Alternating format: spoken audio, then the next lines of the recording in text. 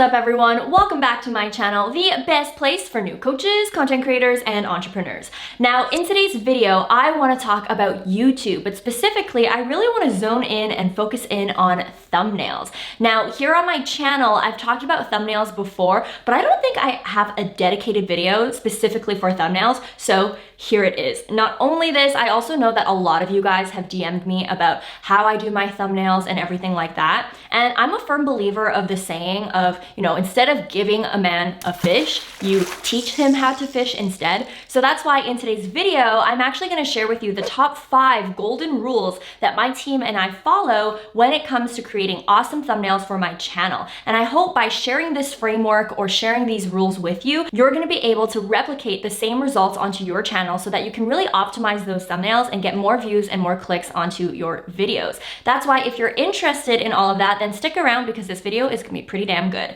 Now, before we dive in though, we do have some important shout outs that are in order, so let's get right into it.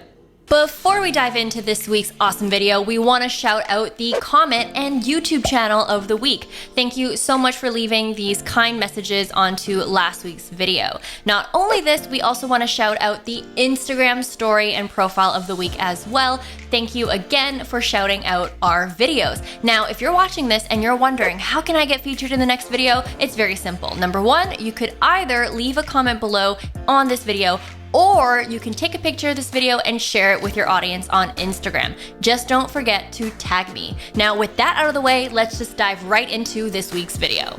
All right, so the first golden rule that I personally like to follow when it comes to creating thumbnails for my videos is to show my face. Now, earlier on, a year ago or way over a year ago, when I started my channel, I actually experimented with this.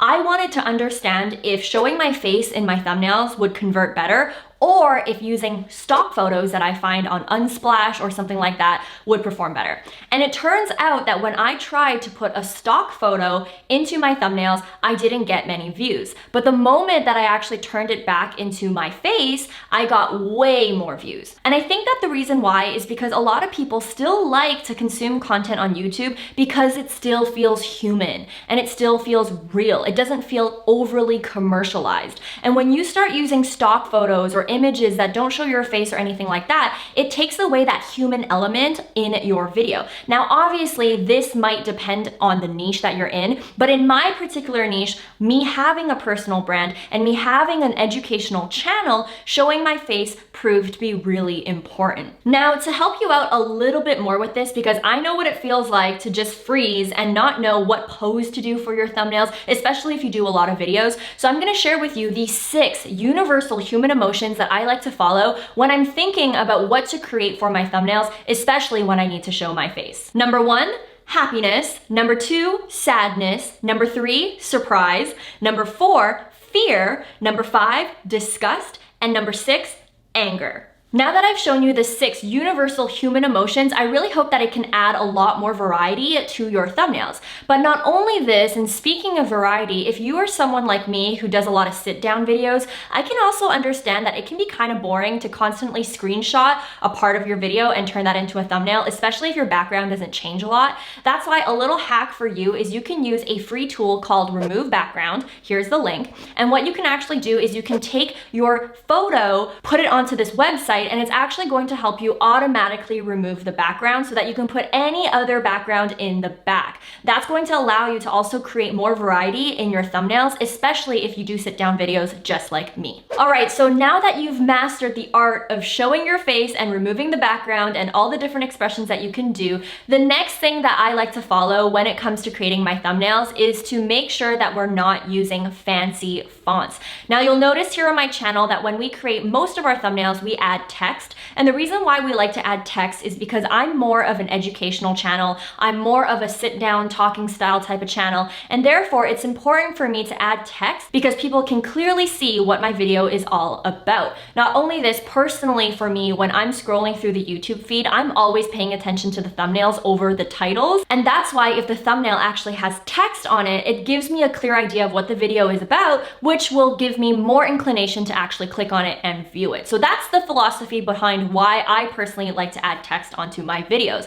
But when it comes to adding text, we always avoid fancy fonts. And I know that fancy fonts are beautiful. They look amazing on a website. For example, these fonts right here or these fonts right here. But the thing that you got to realize is that even though these fonts look really great on Pinterest or your website or your blog, they convert terribly on YouTube. And the reason why, especially on a small screen like mobile, these fancier fonts tend to be very hard to read. And that's why no matter how beautiful a font is, we personally won't choose them for our thumbnails. And instead, we'll opt for very simple, very clean, and very bold fonts such as Oswald, Bebas New, Montserrat, Poppins. These are personally my favorite fonts to use for my thumbnails. That's why if you are someone who's considering to put text into your thumbnails, definitely make sure that you are avoiding fancy fonts because it's simply not going to convert for you. Now, once you've chosen a bold font for your thumbnails,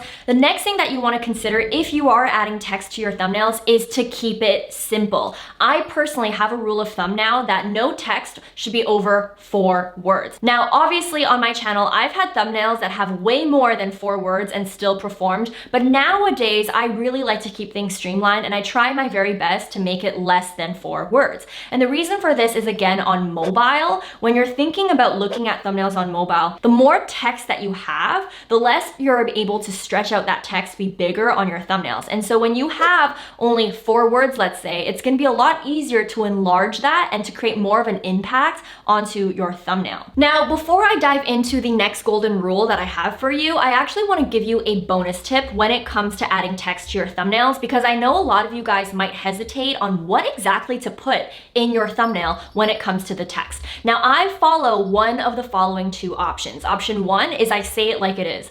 I literally use my text to explain exactly what my viewers are gonna get from my video. If I am creating a video on my Instagram strategy for 2020, then my title is going to be Instagram strategy for 2020. I personally like being straightforward in my videos so that people can expect the exact content that they assume that they were gonna get from looking at the thumbnail alone. Now, on the other hand, for some of my other videos, and I don't do this often, is you can choose the option where you do more of a clickbait title. And this is where you don't really give everything away, and maybe you put, 1 or 2 words that's really gonna evoke a reaction or curiosity from your audience. For example, like this. Now, these are also really effective in order to create an emotional response from your viewers. Now, it's just up to you to just test the following 2 options. There is no right or wrong, and see what performs better on your channel. For me, personally, I like to be straightforward, but for you, you might want to evoke a more stronger emotional reaction with your thumbnails than I like to. So, yeah. Now, moving on to the 4th golden rule that I like to follow when it comes to creating thumbnails is to keep everything on the right-hand side. And this is a tip that I've actually shared a lot of times here on my channel, but I'm saying it officially and on the record in this specific video here because this video is dedicated to thumbnails. And the reason why is once you've chosen your font, once you've chosen, what exactly you're going to write as the text in your thumbnail, and you actually have your face, I personally want to make sure that my text or whatever is the most important that I want people to read stays on the right-hand side. And the reason why is because on the left-hand side, there are tons of icons from YouTube that end up covering that side on the feed. And so that's why for me, knowing this, I make sure that the most important pieces of information that I like to have on my thumbnail stay on the right side so that it doesn't get covered up. Now, on to the last golden rule when it comes to creating thumbnails, and that is make it big. And this is something that I've pretty much mentioned throughout this video, but I cannot emphasize it enough that your thumbnails gotta be big. And I'm not saying that the size needs to be big, like the actual dimensions of the thumbnail, because everyone's thumbnail's dimensions are the same, but I'm saying that the elements in your thumbnail need to be large enough so that someone who's standing maybe 5 feet away from the computer can still see it. And I cannot emphasize this enough. I've worked with clients, I've worked with students, I've seen people's thumbnails before, and people still don't understand that it's so important that the elements that you're putting in your thumbnails is large enough for someone to actually see it on mobile or see it when they're walking by their computer and all of that. Because the thing is that things might look look big on Canva when you have it at 100% or even 50% largeness, but when you actually shrink it down into a YouTube, feed, it actually is microscopic. And that's why it's so important that you actually consider this when you're creating thumbnails. And again, this ties back to why, if you're adding text, have less words, or if you're showing your face, make sure you're actually really showing your face in the video so that people can see you and everything like that. Don't bother putting small microscopic text, or don't bother putting tiny emojis, because it's just going to look like a speck on mobile and even oftentimes on desktop. Now, to help you guys out to make sure that your thumbnail elements are large enough to be optimized for YouTube, is what you can do is you can go on Canva, and before you download your thumbnail, just shrink it. Just make it 10% so that you can truly see whether or not the things are standing out to you, even if your thumbnail is shrunken down to 10%. So that's something that I personally like to do. You don't have to use Canva, you can use something else, but I hope that that little hack helps you. Anyways, guys, so far in this video, you learned my 5 golden rules that my team and I follow when it comes to creating all of our thumbnails in our channel. Make sure you comment below and let me know if you learned something new, or if you have other golden rules that you like to follow. Definitely share the knowledge. Now, while you wait for next week's video, make sure that you also check out these 2 videos that I have right here as well. I love to talk about social media, marketing, coaching, entrepreneurship, and all that good stuff. So again, make sure you check out these 2 awesome videos as well. As always, guys, I appreciate you. I hope you guys have a great day, a great week, and a great life, and I will see you in the next video. Bye, guys, and good luck with your YouTube thumbnails.